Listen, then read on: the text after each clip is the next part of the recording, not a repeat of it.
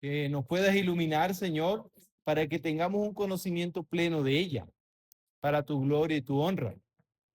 Y también, Señor, para que preparemos nuestro corazón y que para obedecerla, porque no solo es, Señor, tener un conocimiento cognitivo de ella, sino también una vida transformada por el poder que ella misma tiene por tu Espíritu Santo. En el nombre de Jesús, amén. ¿Listo, hermano? Bueno, miren, ubíquense primera de Pedro. Ubíquese primera de Pedro.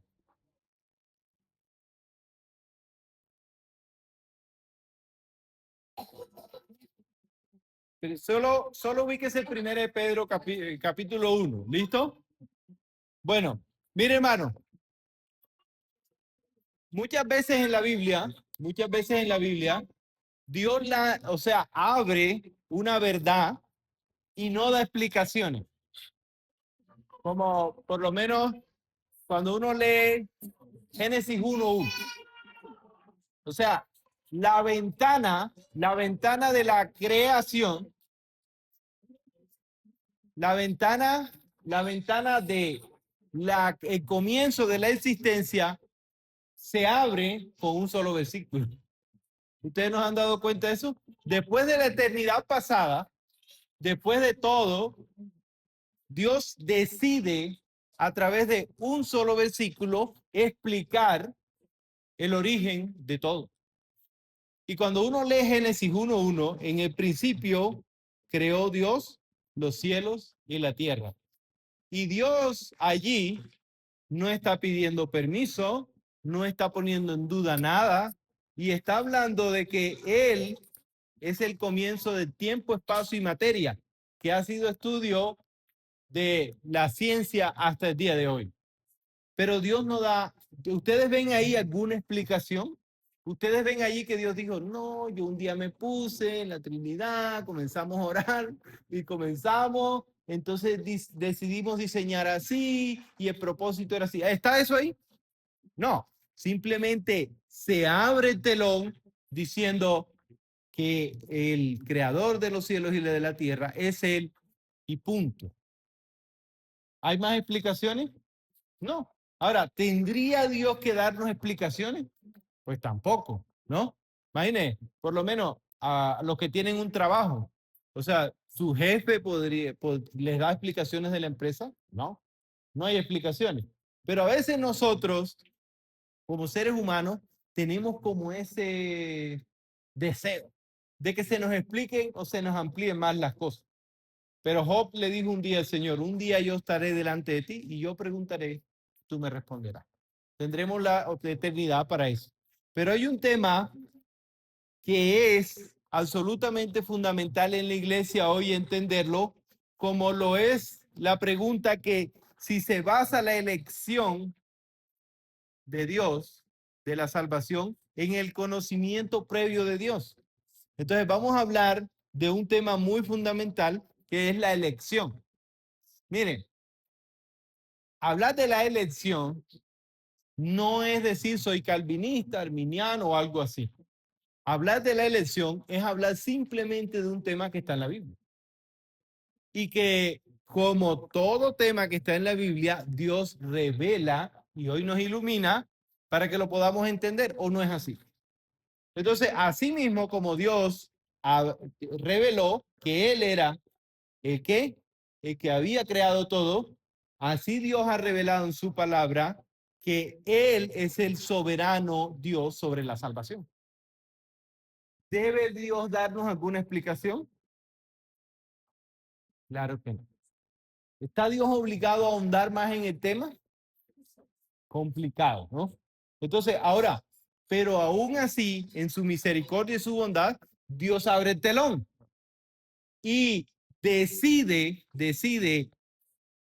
revelarnos a través de su palabra y hoy iluminarnos, entender lo que dice con estas palabras.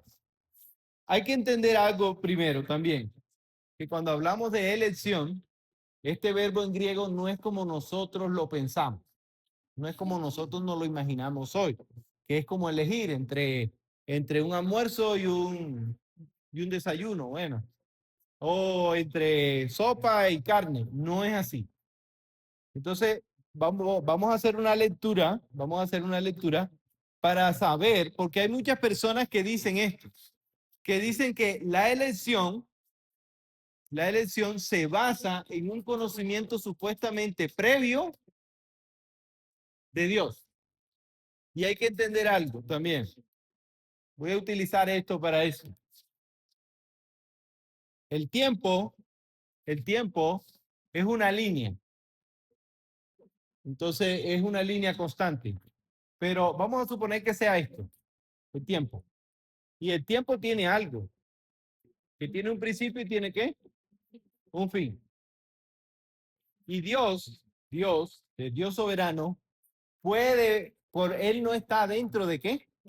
De tiempo, porque él es, en el principio creó Dios los cielos y la tierra. Dios está fuera del tiempo, el espacio y la materia. Por eso es eterno.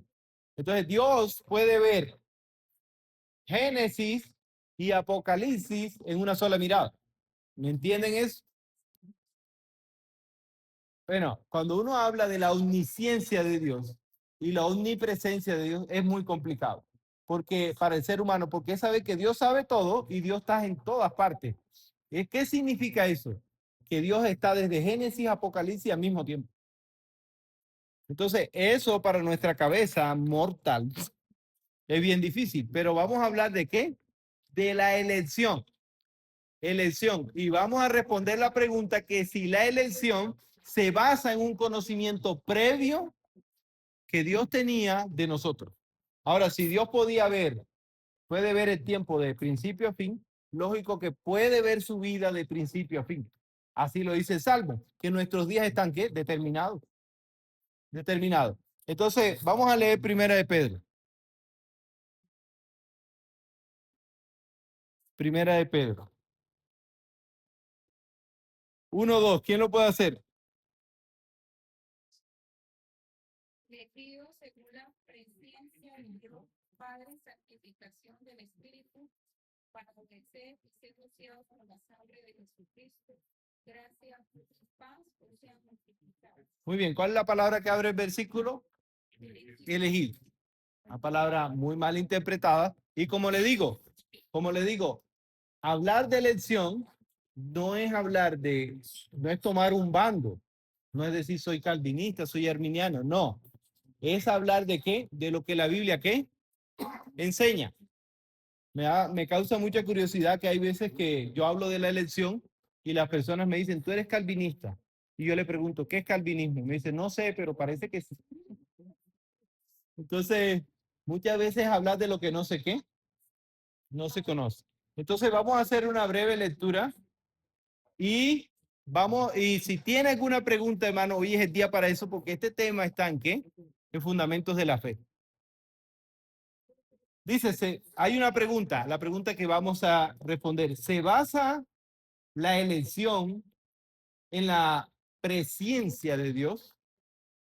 Listo. Sin duda, la elección también, conocida como predestinación, es una de las doctrinas más controversiales de la Biblia. Las escrituras enseñan una y otra vez que Dios nos eligió a los cristianos y eso no se cuestiona. La pregunta es, ¿cómo escogió Dios a sus elegidos? Y bueno, recuerden que estamos también como en Génesis. ¿Dice la Biblia cómo Dios nos escogió? ¿Qué piensa? Exactamente. Según el designio de su qué? De su voluntad. ¿Da Dios alguna explicación en la Biblia de cómo lo hizo? No la da. Entonces, ahí viene Génesis 1:1. En el principio creó Dios los cielos y la tierra. Y Dios no dio más que explicaciones. Nosotros las quisiéramos, pero no. Entonces pasa lo mismo con este tema. Entonces dice, ¿escogió Dios a sus hijos en base a la fe que él sabía que tendrían o lo hizo atendiendo a otro factor? Y miren, primera de Pedro 1:2 Es el texto clásico que usan para argumentar que el creyente es escogido por creer y recibir la salvación. Palabras más, palabras menos. Dios se puso en la línea del tiempo, como él puede mirar, vio que don Oscar iba a creer, entonces dijo, bueno, Oscar parece que va a ser como bueno, decido salvar. ¿Enseña la Biblia eso? Si yo libro, mire, yo leyendo el libro de Jonás, Jonás, Antiguo Testamento, Jonás culmina diciendo una verdad muy fundamental de la Biblia, que la salvación es del Señor. Y ahí es posesión. ¿Listo? Entonces, hasta allí, ¿alguna pregunta?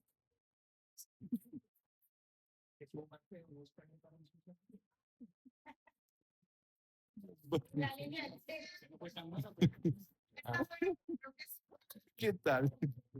Bueno, dice, comencemos nuestro examen de Primera de Pedro 1:2. Observemos, en primer lugar, que se encuentra en un saludo de la epístola de Pedro. Eso es muy importante. Saber en qué sección se encuentra qué, la porción que estamos estudiando. Si es doctrina, si es, bueno, lo que están estudiando en IBES, ¿no? No, mentira. Están en hermenéutica. Si está en el saludo, si están en la doctrina, si están en los mandamientos o está en el saludo final. Eso es muy importante. Dice, al comenzar su carta, Pablo se presenta como un apóstol identificado identifica a los destinatarios de la carta, los exiliados de la dispersación por Asia Menor. El versículo 1, Pedro destaca el estado físico y espiritual de sus destinatarios, que están dispersos por la actual Turquía y son elegidos de Dios. Grabes esa palabra, elegidos, porque ahora vamos a estudiar qué significa. Ahora, a continuación, Pedro describe el papel de cada miembro de la Trinidad en el versículo 2. Dice, los exiliados son elegidos según la presencia de Dios Padre en santificación del Espíritu para obedecer y ser rociados por la sangre de Jesucristo. Si comenzamos estudiando la frase de Primera de Pedro, de atrás hacia adelante, creo que todos los cristianos entendemos hoy bien que somos redimidos, dice, ¿con la qué? Con la preciosa sangre de quién? De Cristo. Ahora, como los animales de los sacrificios del Antiguo Testamento que no tenían mancha ni defecto, Cristo fue el Cordero perfecto que derramó su sangre para cubrir nuestro qué? Nuestro pecado. Recuerde que yo expliqué eso aquí. ¿Y cómo era en el Antiguo Testamento, no? Habían dos. Yo ponía mi mano en la cabeza de ese cordero, confesaba mi pecado y moría. ¿Quién? El cordero. ¿Y quién debía morir? Yo. Eso es lo que representa a Cristo. Y sigue diciendo. Ahora, la frase intermedia en la santificación del Espíritu también se acepta sin mucha dificultad entre los cristianos. Entendemos que el Espíritu nos capacita para obedecer a Cristo. ¿Entendemos eso? Sí, ¿cierto? No hay Espíritu Santo, no hay obediencia en un cristiano.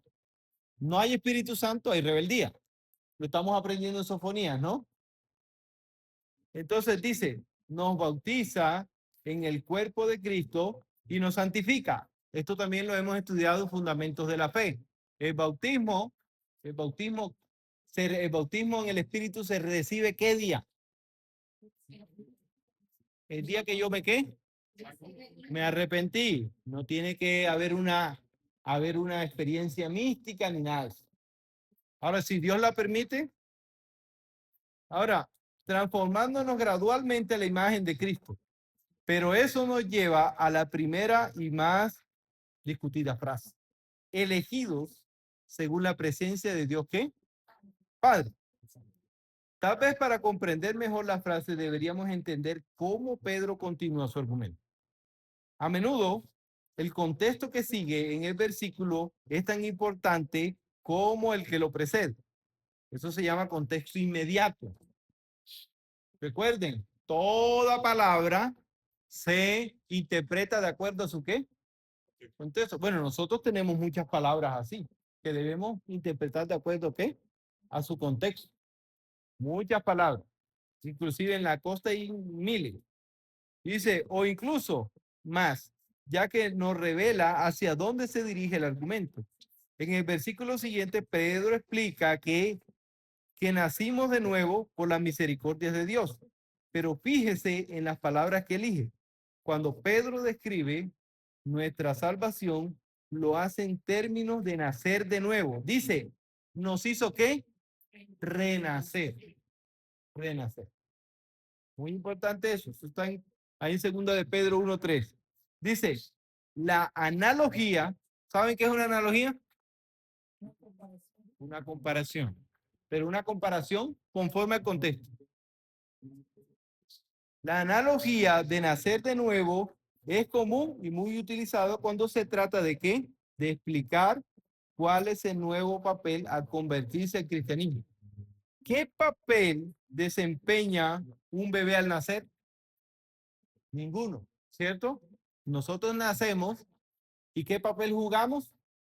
Ninguno.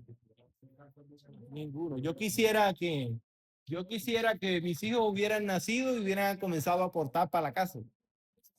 Pero no. ¿Nacen y qué? Nada. ¿Nacen para qué? Para ser servidos. Y bueno, de hecho, esa es una perspectiva que tiene que tener un padre y una madre. De que tienen hijos también para qué? Para servir. Y sigue diciendo, un bebé no inicia ni dirige su concepción ni su nacimiento. Entonces, necesariamente de allí la analogía debe ser lo mismo para alguien que nace de nuevo. Entonces, si Dios permitió que yo naciera, esa fue su voluntad. Entonces, entonces el nacimiento espiritual de quién es la voluntad. Complejo, ¿no?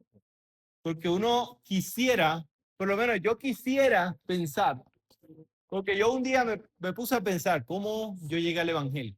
Tenía 18 años, hasta los 18 años fui un excelente asistidor a la iglesia. Me acabé como 3 sillas en la iglesia y no era creyente. No era creyente, yo no era creyente. A los 18 años un amigo me predica el Evangelio y ese día como yo me doy cuenta, porque hasta bueno me creía. Yo dije, mi hermano, un borracho, vengo, mi mamá es cristiana y como parecía todo bien, pero yo no era creyente. Es más, era vergonzoso mi celular porque mandaba mensajes de texto. Entonces, aunque no tenía, por decir, una promiscuidad física, me causaba curiosidad de que yo sí escribía a muchas personas.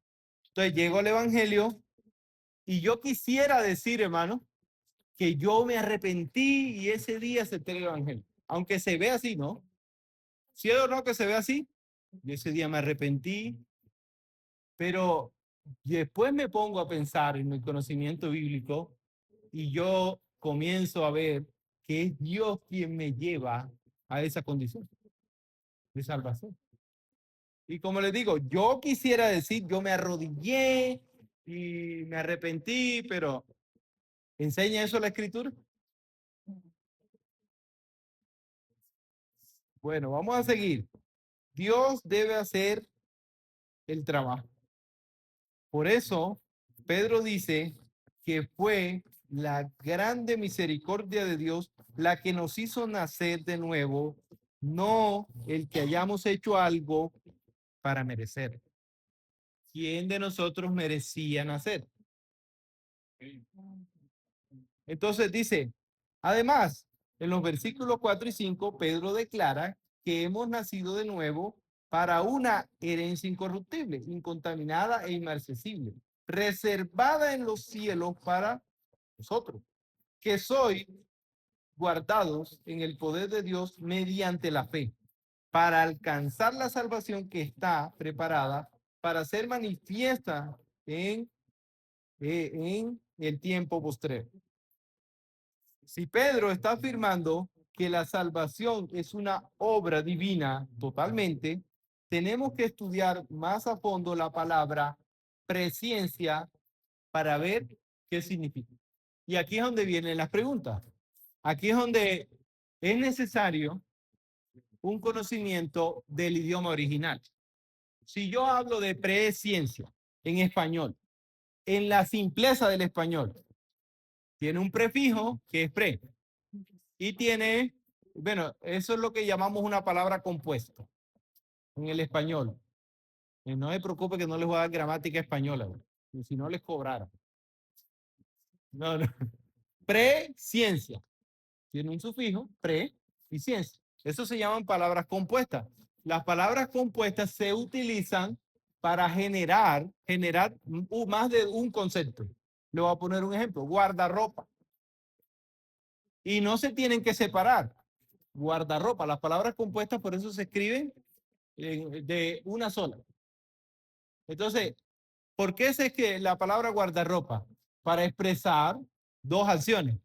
Que yo guardo en ese lugar la qué?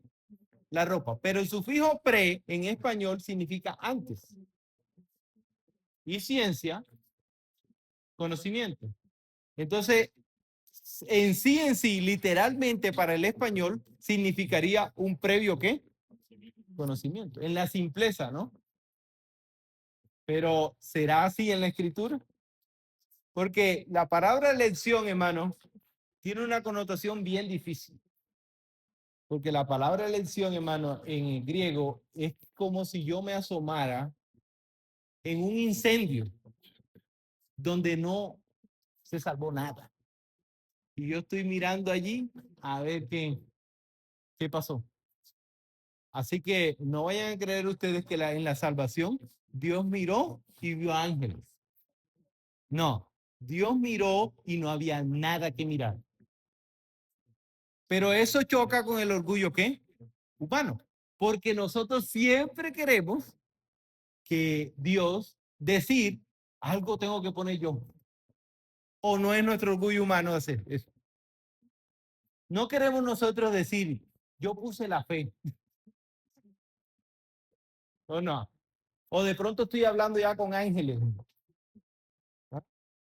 Ahora, no está tentado el hombre a decir, yo puse, mire, le voy a poner un ejemplo, el catolicismo romano. ¿A qué está? Mire, usted le pregunta a un católico por qué es salvo. ¿Y qué le va a contestar?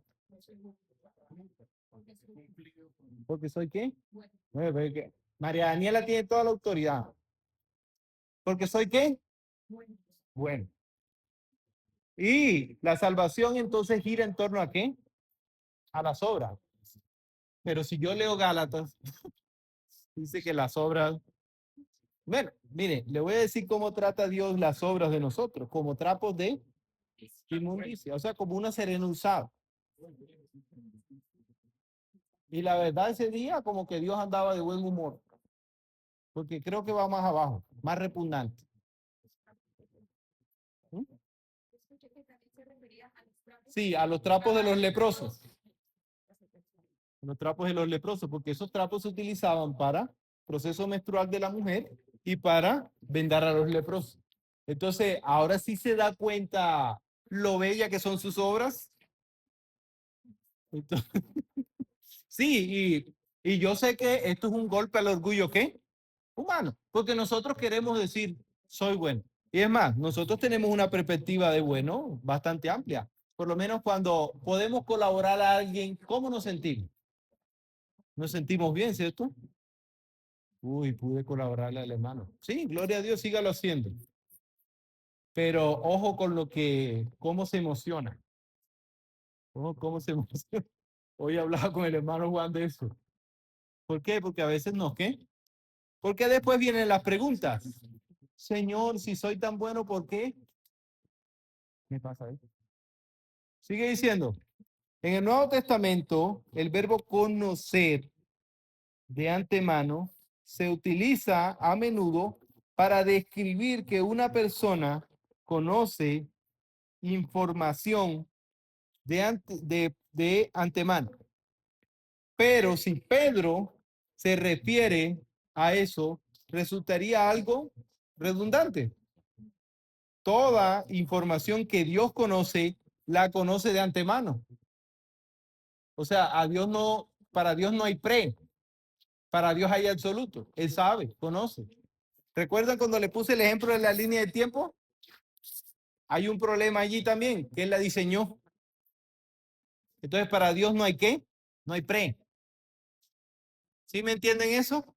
No, en Dios no hay preconocimiento. En Dios hay conocimiento absoluto, porque Él es ¿qué? Omnisciente. Ahora sí entienden la palabra omnisciente, porque a veces no sé cómo se nos enreda. Dios conoce todo y se enferma y Señor, ¿por qué me pasa esto? Pero si Dios conoce todo. Entonces, miren lo que sigue diciendo. Ahora, Él conoce todo. Todo es conocido de antemano. Pedro parece estar basando nuestra lección en algo más. ¿Será que es así? Pero bueno, vamos a seguir leyendo. Dice, realizando un breve estudio con una concordancia bíblica, descubrimos que el 100% de las veces que los escritores bíblicos usan esta palabra, para describir una persona conociendo a otra, siempre se refiere a una relación amorosa íntima.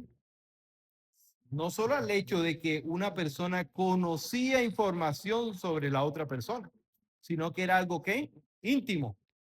Pero por tanto, hay una gran diferencia entre decir que Dios sabía información sobre ti y decir que te conocía. La palabra conocer en la Biblia es muy compleja, muy compleja. Tan compleja que es sinónimo de la relación sexual del hombre y la mujer. Tan profunda. Entonces dice, en realidad, esta palabra se utiliza para describir la relación amorosa entre dos personas y tanto en el Antiguo Testamento como en el Nuevo Testamento se utiliza como un eufemismo. ¿Qué es un eufemismo? ¿Saben qué es eso? Eufemismo.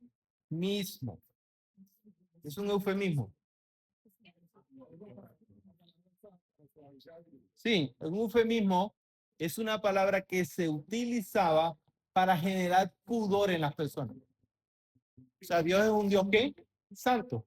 Y Dios no iba a poner en la Biblia, mire que tuvieron relaciones. No. Una palabra que suavizaba ¿qué? El lenguaje. ¿Listo? Por ejemplo, Adán conoció a su mujer Eva. Esa palabra conoció es un eufemismo. O sea, bajaba como bueno.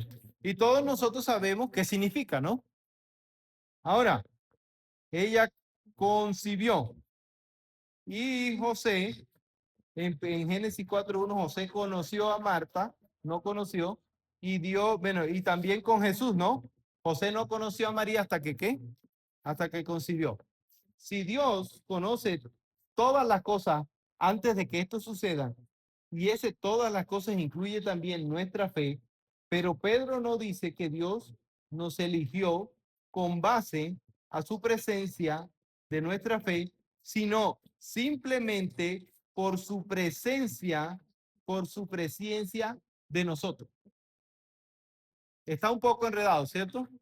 Entonces, no está diciendo que Dios nos eligió según su qué, presencia, sino conforme lo que Él ya había establecido para nosotros.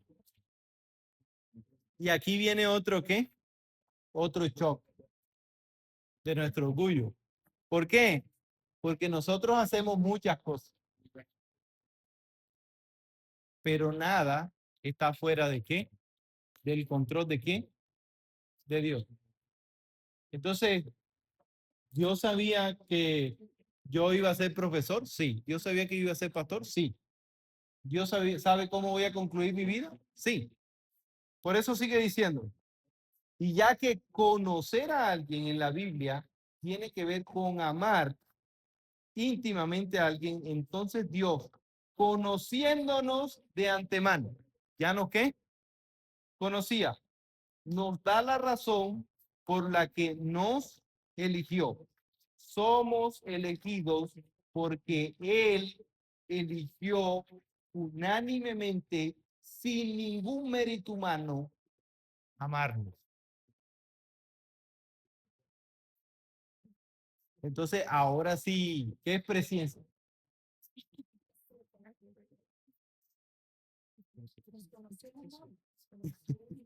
¿Qué es presencia? No, no, no. Vamos a terminarlo para definirlo. Porque hasta ahora los veo preocupados. Por eso es que ya veo por qué Adriano me lo dijo, me lo chutó Juan mío. Yo dije, puede ser que vengan poquito que no haya controversia. Pero miren, sigue diciendo, ¿listo? Recuerden, es una elección en amor, sin ningún mérito. Nosotros, por lo menos en temas de matrimonio, sí decidimos. Dios tiene un propósito, pero nosotros sí nos guiamos por otras cosas.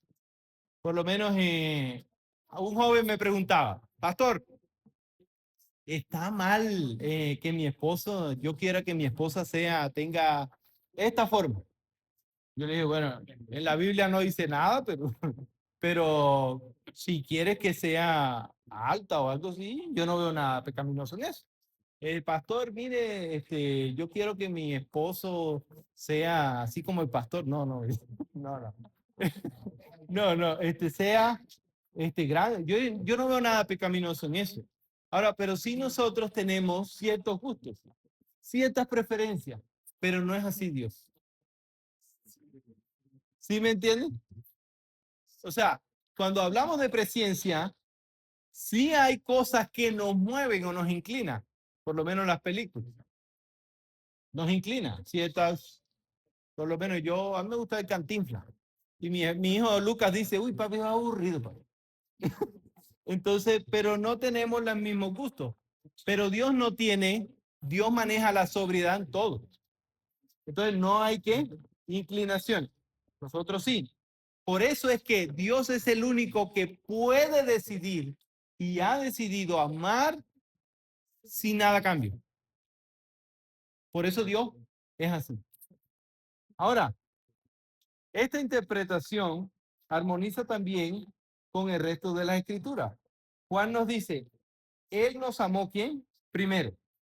Primera de Juan 1:9. Pablo dice, y sabemos que a los que aman a Dios, todas las cosas le ayudan a bien. Esto es, a los que conforme a sus propósitos son llamados. Porque a los que antes conoció, también los que predestinó. Y miren, ojo con el orden. Conoce, predestina. Es muy importante eso. Para que fuesen, ¿qué? Conforme a la imagen de su hijo. Eso está en Romanos 8:21. Bueno, el hermano Juan lo tenía ahora. Ahora, note de nuevo, Pablo nos dice que Dios conocía, Pablo nos dice, perdón, nota, Pablo no dice que Dios conocía cierta información de nosotros, no, no, no, no, no, sino que Él nos conocía absolutamente. Entonces, decir que Dios me escogió por presencia, es decir, que Dios conocía por ahí algunas cositas de nosotros, pero no totalmente. Y eso es una herejía. Efesios 1. Y aquí es donde, en Efesios 1, donde yo le hago muchas preguntas a personas. Ellos me dicen, mire, no, esos son temas de calvinistas. Y yo entonces, ¿cómo haces con Efesios 1? ¿Han explicado en tu iglesia Efesios 1? Porque más claro no puede estar. Dice Efesios 1. El apóstol habla de lo mismo cuando dice que en amor nos predestinó. Efesios 1, 4 y 5. Nuestra salvación no se basa en nuestros logros ni en nuestros méritos, así tengamos el deseo de que así sea. Nosotros tenemos ese deseo. Pero ¿sabe qué dice la Biblia en Efesios 3:10? Perdón, del 8 al 10. Dice que la salvación es por gracia, dice, para que nadie se jacte. Nadie va a llegar un día a la presencia de Dios y va a decir, yo estoy salvo aquí porque yo lo merecí. Todos los que van a ser salvos llegarán humillados ante Dios a decir, gracias Señor, porque no teniendo ningún mérito en mí, tú me salvaste. Volvemos al catolicismo. Volvemos al catolicismo. Ellos quieren que, ¿qué? Señor, yo soy bueno, yo hago cosas buenas y tú tienes que llevarme al cielo. Por lo menos al purgatorio. Eso no es lo que enseña la Escritura. Miren, sigue diciendo, nuestra salvación no se basa, recuerden, en ningún mérito. Ni siquiera se fundamenta en la fe. Pablo confirma que toda nuestra salvación, incluyendo nuestra fe, es un don de Dios. Recuerden, un don. Algo que se da, un regalo, sin nada a cambio. Efesios 2:8. Concebido a aquellos a quienes decidió amar antes de la fundación del mundo. Y aquí, en Efesios, está esa palabra. Antes de la fundación del mundo. Entonces, como decía el doctor Carballosa, desbarájamela ahí. La salvación suya, ¿cuándo fue? ¿Antes de la fundación de qué? Dígame qué mérito humano había hecho usted hasta ese día. Por eso comencé hablando de Génesis 1:1. Porque Dios rompe en dos el telón de la eternidad, diciendo que en el principio creó Dios los cielos y la tierra. Sin ninguna más. Pero, indudablemente, con un plan totalmente, ¿qué? Trazado. Pero es importante que pensemos, ¿qué significa? Y esto es una pregunta para quien la quiera contestar. ¿Qué significa que Dios nos haya salvado antes de la fundación del mundo? Piénselo muy bien. ¿Lo había pensado alguna vez? Luis. Muy bien. Claro. Hay un diseñado un qué? Un plan. Usted puede ser el ser más orgulloso del mundo. Puede pensar que está haciendo muchas cosas, pero nada se ha salido del plan de Dios. Y ahí otra vez viene esos golpes a nuestro orgullo, ¿no? Uy, pero mire, yo le voy a decir algo, mano. Dios es experto en quitar los méritos en nosotros. Dios es experto en humillarnos por eso. ¿Por qué? Porque queremos méritos, pero no los tenemos. O que, oye, bueno, por lo menos yo no he conocido a alguien que los tenga. También nos sirve para un poco para quitar ese pensamiento de que por qué no me saludó el santo. Si me conocía ok. pues entonces él sabía cuándo iba a necesitar para que y antes Yo también. Yo estaba expuesto a la escritura desde pequeño. Mi abuela, recuerdo que oraba y todo, arrodillado, que no es lo mismo, porque mi nona no aceptaba otra oración que no fuera arrodillado. Y yo oraba arrodillado, y yo, cuando llego a los 18 años, o sea, yo me encuentro con la realidad de que yo no era un creyente. Y eso fue difícil, no fue fácil. Pero tal vez fue más difícil para mí pensar de que yo no tenía ningún mérito. Porque yo me pensaba, bueno, yo decía, bueno, mi nona es cristiana, mi mamá es cristiana, y yo como, pero yo pensaba que, bueno, cristiano más. Es más, esto de las generaciones yo los tenía en la cabeza. Uy, yo soy como, bueno, Dios va a haber más. Voy a heredar más y hasta ahora no he heredado nada. Pero bueno, sí heredé algo. Mi naturaleza pecaminosa. Eso sí lo heredé. Pero miren, vamos a terminarlo. En conclusión, tanto el contexto inmediato de Primera de Pedro como otros pasajes de las Escrituras afirman la soberanía de Dios en la salvación. Hermano, mire, cuando yo hablo de soberanía de Dios en la salvación, estoy hablando de que esto pertenece absolutamente a Dios. No es más nada. ¿Entienden? Porque hay personas que comienzan a agregarle como otras cosas. No. Cuando yo hablo de que la salvación es una obra soberana del Señor, es que es de Él sin ningún mérito humano. ¿Listo? Entonces, esa es la primera conclusión. Ahora, la Biblia enseña que la salvación de Dios se basa en su amor, no en la fe del hombre. Además, Dios es quien decide otorgar la fe a los que Él ha elegido. Él es quien inicia la relación en la salvación. Y dado que se trata de su decisión soberana basada en su amor, está garantizado. Nada puede separarnos del amor de Dios y Él recibirá toda la gloria en la salvación porque Él no comparte su gloria con nadie. Porque Él lo quiso así según el designio de su voluntad.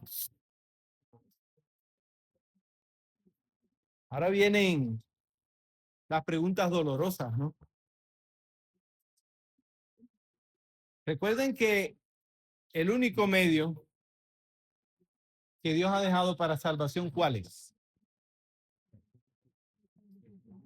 El arrepentimiento. ¿A través de qué? Del oír, y el oír la qué? La palabra de Dios. Y ahí es donde viene como nuestro razonamiento.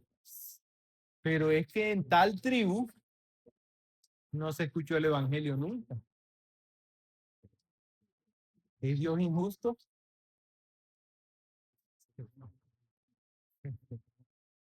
¿Ah? Pues, vienen las preguntas, ¿no? Porque bueno, solo eso son los canales que Dios ha dejado.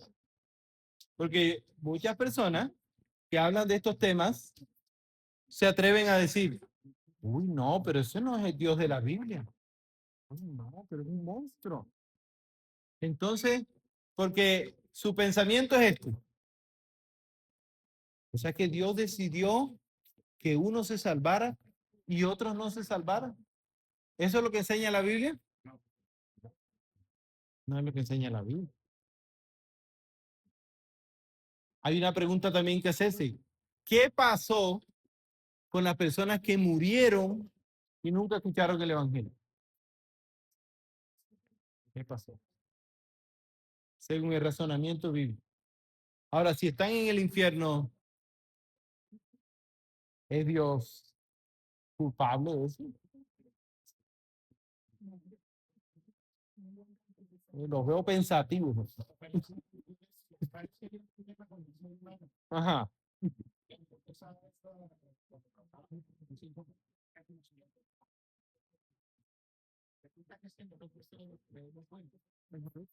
Y tenemos un conocimiento de Dios que es extremadamente bueno. Por eso, entonces, nosotros creemos que porque Él es supremamente bueno, nosotros no tenemos duda que Él nos va a salvar y nos va a salvar. Claro. Como decía, al menos lo voy a llevar a Purgatorio. donde van a ser purificados las personas que están bautizadas. Y entonces, ahí que el problema de ser humano, porque no puede ser el presidente de la iglesia. ¿Cómo le dirías a y todo para dejar como el vínculo es también que el ser humano tiene una definición de justicia que es la misma justicia de Dios. Cuando decimos que Dios es injusto al condenar al que no entendemos qué es lo que significa que Dios es justo. Pero que Dios sea justo. Bueno, ya no estuviéramos. Si no estuviera. Bueno, sí, sí. Tani.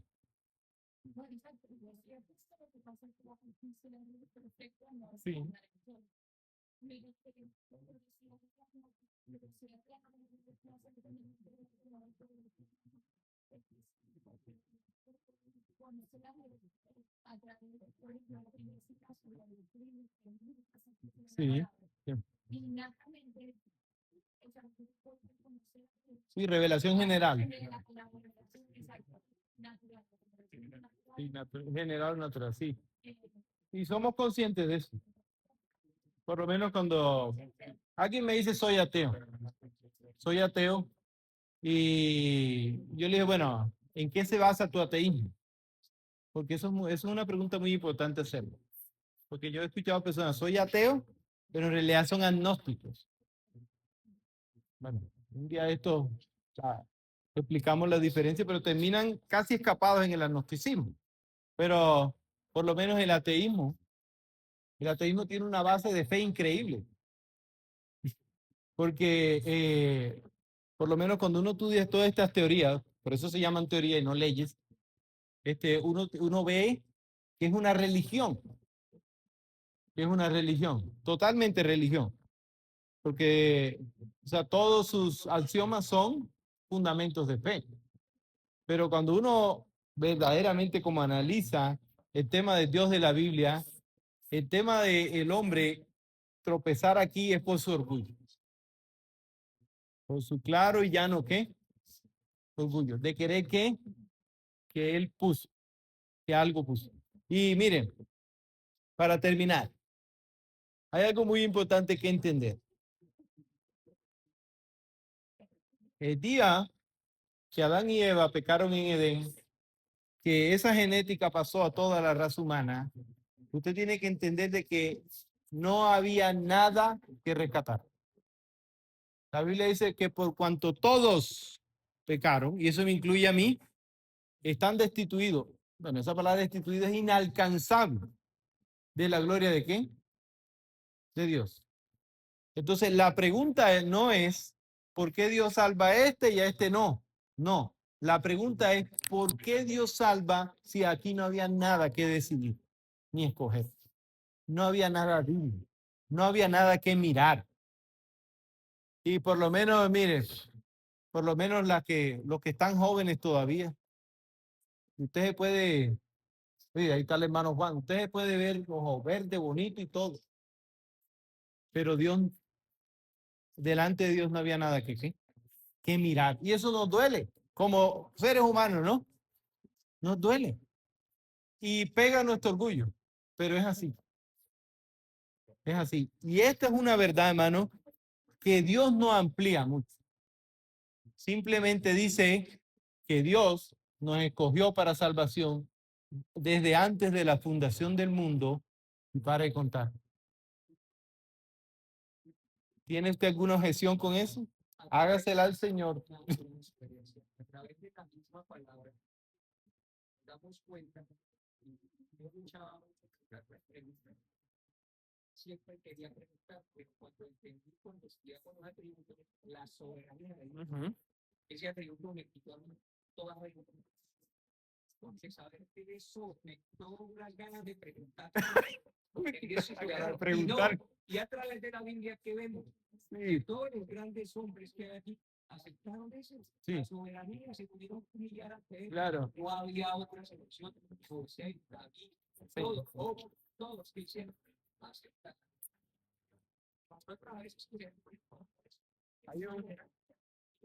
Hay un relato en la Biblia que yo les confieso algo que me da tristeza, porque yo me he puesto en ese lugar y digo, Dios mío, qué triste, o sea, a mí me hubiera dolido mucho.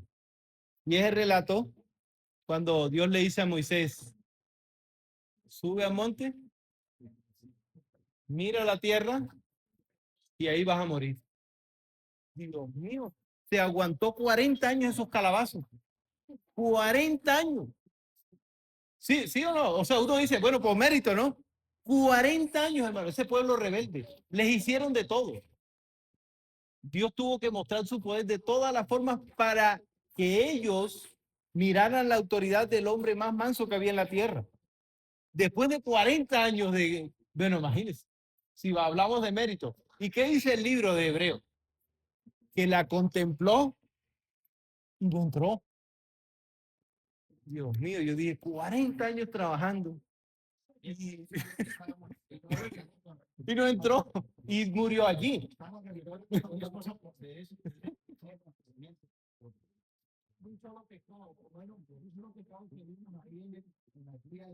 Sí, la de la piedra. Mira, a mí eso me, como, bueno, ¿por qué? Porque golpea nuestro, ¿cómo piensa usted que, pónganse en el lugar de Moisés, por un minuto? Señor, 40 años, hermano, déjeme ver. Y le rogó al Señor y Dios le dijo, basta ya. O sea, en hebreo es como, se cerró, no vas a entrar. ¿Y sabe qué hizo Dios ahí? Lo mató y lo enterró él mismo. Bueno, por el tema de la idolatría, ¿no? Y todo confesó. Pero la verdad, esa imagen para mí es la más triste que yo leo en el Antiguo Testamento, porque si humanamente uno dice, lo merecía, 40 años. Entonces, pero no, Dios no le dio ese privilegio. Ahora, ¿cuántas cosas pensamos nosotros que merecemos? Esa es la pregunta, ¿no? Pero en el marco de la salvación, un verdadero creyente solo debe pensar una cosa, que todo lo que tiene es por gracia.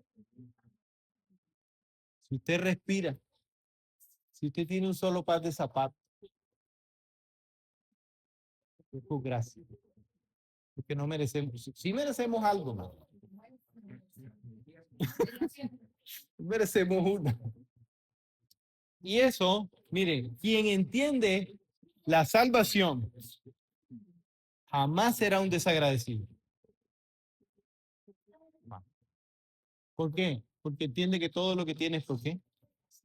Por gracia. Yo miro, un día me puse a mirar la sala de mi casa y esto me lo regaló José, esto me lo regaló Steve. Dios mío, yo no he hecho nada ni merezco nada. Y hablábamos con mi esposa eso. Así que usted dice que es un verdadero creyente, la queja no debe estar en su boca. Porque que respire y que tenga la salvación es suficiente. ¿O no le parece suficiente? Que Dios le haya perdonado. Pues para usted gratis, pero para Dios no. Para Dios no. El justo murió por los que. Que Dios nos ayude, ¿no? Señor, yo te doy gracias, Señor, por habernos elegido para salvación, aunque no lo merezcamos. Ningún ser humano merece ver tu gracia, porque tu gracia es tan santa como tú mismo. Señor, te ruego que vivamos a los ojos de tu salvación, a los ojos de saber y entender que lo que tenemos es por tu gracia. Para tu gloria y honra, Señor, lo pedimos en el nombre de Jesús. Amén.